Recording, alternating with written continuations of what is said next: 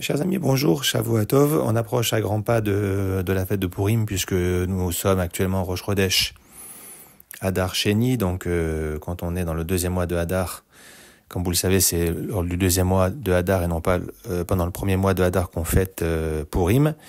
Alors avant de parler de Purim, on va peut-être parler d'abord du 7 Hadar, puisqu'en fait dimanche prochain, comme aujourd'hui, dimanche prochain, ce sera le 7 Hadar du deuxième mois, donc de Hadar Sheni, deuxième mois de Hadar.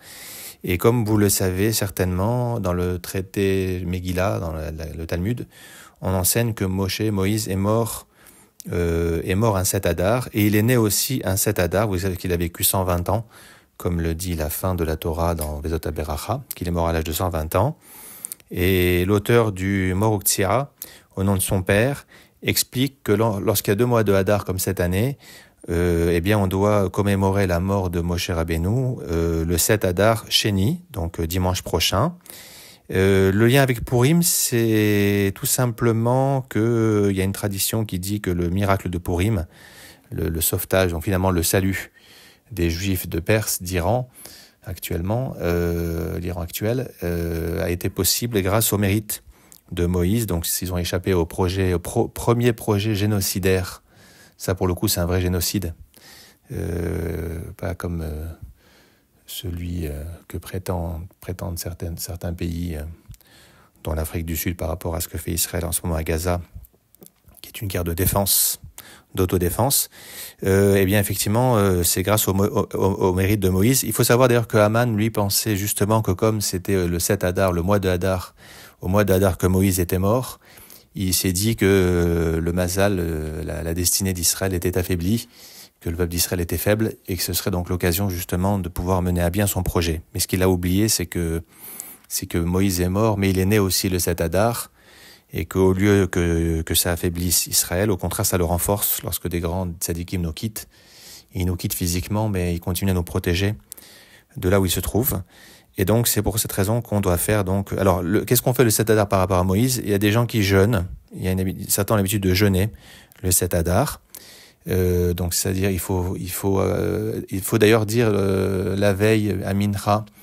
Comme c'est pas un jeûne public, certains le font, d'autres ne le font pas, un jeûne national. Il faut faire ce qu'on appelle Kabbalat Tanit, prendre sur soi de jeûner Bli Neder pendant la prière de Mincha, la veille du jeûne, c'est-à-dire en fait Shabbat prochain.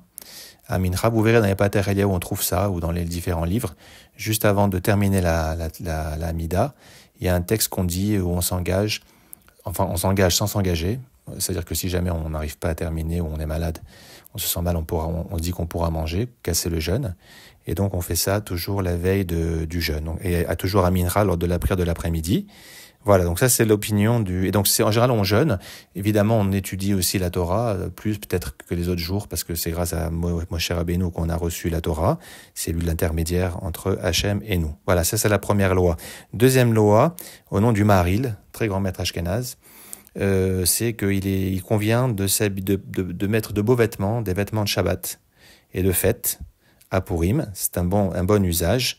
Notamment parce que c'est aussi le jour où les enfants d'Israël ont accepté la Torah, la tradition orale.